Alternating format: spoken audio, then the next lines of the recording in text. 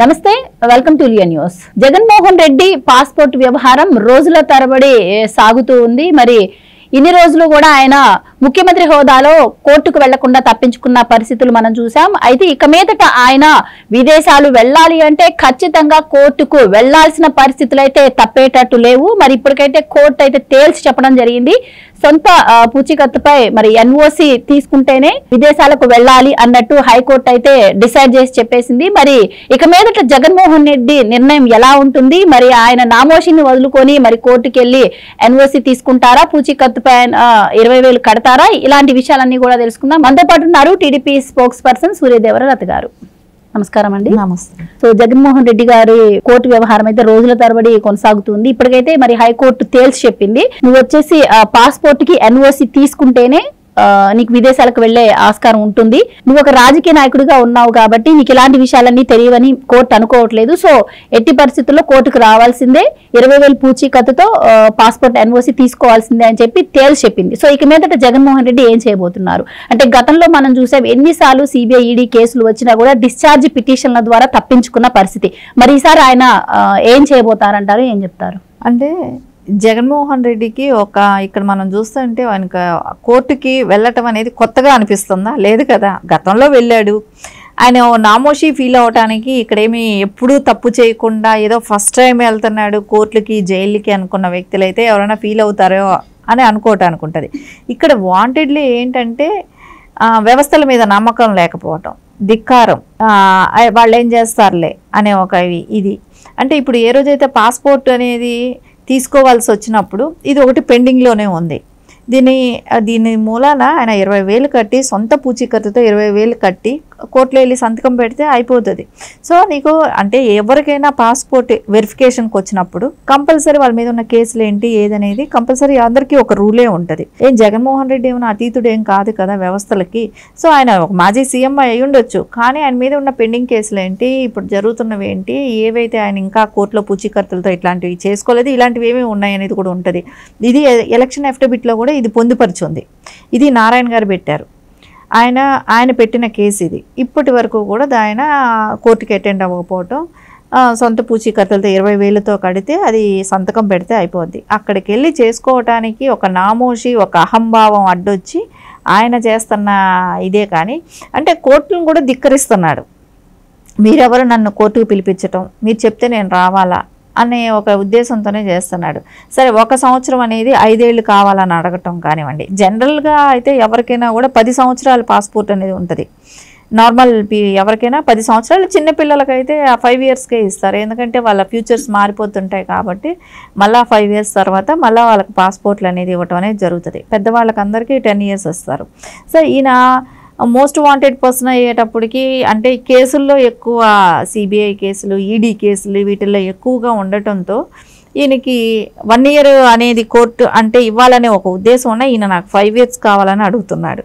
సరే, 5 ఇయర్స్ ఇచ్చిన తర్వాత ఒకవేళ ఇప్పుడు వాళ్ళ కూతురు బర్త్డే అని చెప్పి అంటున్నాడు. బర్త్డే అయితే ఇక్కడ ఇండియాకి రాకూడదా? సో ఇండియాకి వచ్చే అంటే ఓటేయటానికి వచ్చారు కదా, ఓటేయటానికి వచ్చినప్పుడు నువ్వు వాళ్ళని తీసుకెళ్ళి దిగబెట్టి వచ్చావు కదా. సరే, నువ్వు ప్రతిసారి 3 నెలలకి ఎంత వెళ్ళటానికి అవసరం ఏంటి? నెలన్నరలోనే వెళ్ళాడు మొన్న. సో మళ్ళీ ఇప్పుడు 1.5 మంత్ కూడా అవ్వలేదు వెళ్ళేసి వచ్చి మళ్ళీ పర్మిషన్ కావాలంటున్నాడు. అంటే ఎన్ని అరాచకాలైనా ఎన్నైనా చేయొచ్చు, కానీ నీకు పర్మిషన్స్ ఇచ్చేసేయాలి. అంటే వ్యవస్థలంతా ఇప్పుడు చూసే వాళ్ళకంతా ఎలా ఉంటుంది అంటే, జగన్మోహన్ రెడ్డికి ఒక ప్రత్యేకమైన రూల్ అనేది ఏమైనా ఉంటుందా? ఈడీ కేసుల్లో, ఈ సిబిఐ కేసుల్లో ఉన్న వాళ్ళని ఎట్లా దేశాలు దాటిస్తున్నారు. సో అంటే మనం గతంలో చూసాం, నీరవ్ మోడీ ఇలాంటి వాళ్ళందరూ వెళ్ళిపోయారు, తిప్పి ఎవరు రాలేదు కూడా. సో ఇలాంటి వాళ్ళకి అవకాశం కల్పించి పంపిస్తున్నారు, మళ్ళీ వాళ్ళు తిప్పి వచ్చేదేమీ లేదు. సో తిప్పి ఇప్పుడు కూడా జగన్మోహన్ రెడ్డి గారి విషయంలో కూడా అలాంటివే జరుగుతున్నాయి కదా. వీటికన్నిటికీ కూడా అంటే ఆయన కోర్టుకు వెళ్ళాల్సి వస్తుందనే ఒక అహంభావం కానివ్వండి, ఇలా ఇచ్చిన తర్వాత ఉంటాడో ఉండడో కూడా తెలియదు, వెళ్ళాడంటే తిరిగి వస్తాడో రాడో తెలియదు. ఇవన్నీ కూడా అందరికీ డౌట్ అనేది అయితే ఉంది. సో ఫస్ట్ నుంచి అంటే ఇప్పుడే కాదు, ఫస్ట్ నుంచి కూడా మనం చూస్తున్నాం ల్యాండ్ ఆర్డర్లో ఎన్ని లొసుగులు ఉన్నాయో అన్ని కూడా జగన్మోహన్ రెడ్డి వాడుకుంటున్న పరిస్థితి. ఇందాక నేను చెప్పినట్టు సిబిఐ ఈడీ కేసులో డిశ్చార్జ్ పిటిషన్లు వేసి ఆ కేసుని ఇంతవరకు కూడా ఒక కొలికి తీసుకొచ్చిన పరిస్థితి అయితే లేదు.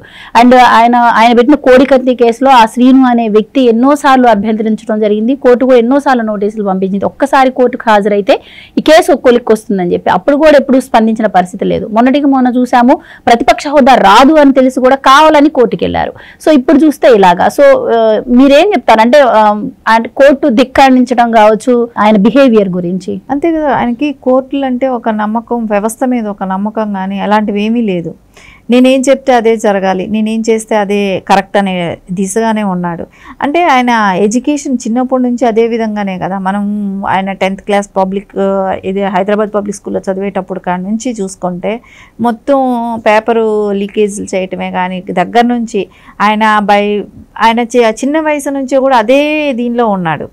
ఎక్కడ తప్పనే ఒక ఫీలింగ్ కూడా ఆయనకి లేదు. అది చిన్నవిగా చేసుకుంటూ ఈరోజు ఈడీ సిబిఐ కేసుల వరకు వచ్చిందనంటే ఆయన బై నేచర్ ఆయన మెంటాలిటీ అలాంటిదే అనిపిస్తుంది. ఆయనకి కోర్టులు అంటే భయం లేదు. అంటే మనం ఒక జ్యుడిషియల్ని గౌరవించాలి, వ్యవస్థల్ని అంటే ఒక లీడర్ అన్న వ్యక్తి దానికి గౌరవం ఇచ్చేసాడు అనుకోండి, మిగతా వాళ్ళు కూడా అదేలాగా నడుచుకుంటారు. ఎందుకంటే మెయిన్ వాళ్ళ పార్టీ అధ్యక్షుడు అని చెప్పుకున్న అతను గౌరవం ఇవ్వాలి కదా, అతను ఇస్తే మిగతా వాళ్ళు ఇస్తారు కదా అనేది ఆయనకు ఒక రోల్ మోడల్గా ఉండాలనుకున్న వాడివి నువ్వు పాటించాలి.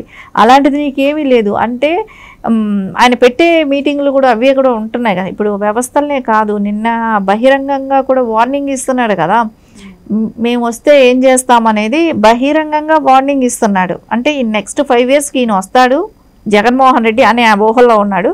వచ్చిన తర్వాత మేము ఏదైనా చేస్తాం, మేము చంపుతాం నరుగుతాం అన్నట్టే డైరెక్ట్ వార్నింగ్ ఇస్తున్నాడంటే ఆయనకి వ్యవస్థల మీద ఎలా ఉన్నది అంటే ఎవరు ఏమీ చేయలేరు. పోలీస్ వ్యవస్థ ఏం చేయలేదు, జ్యుడిషియల్ ఏం చేయలేదు, ఏ వ్యవస్థ నన్ను ఏమీ చేయలేదనే ఒక ధీమాతో ఉన్నట్టే కనపడుతుంది కదా మనకు. సో ఇప్పటికే ఆయన సిబిఐ ఈడీ కేసులో రోజువారీ విచారణ జరగాలి అంటూ రఘురామకృష్ణరాజు పిటిషన్ వేయడం జరిగింది. సో అది కూడా మూమెంట్ ఉండబోతుంది అంటున్నారు. అది కానీ హైకోర్టు పర్మిషన్ ఇస్తే ఆయన రోజువారీ విచారణకు వెళ్లాల్సి ఉంటుంది.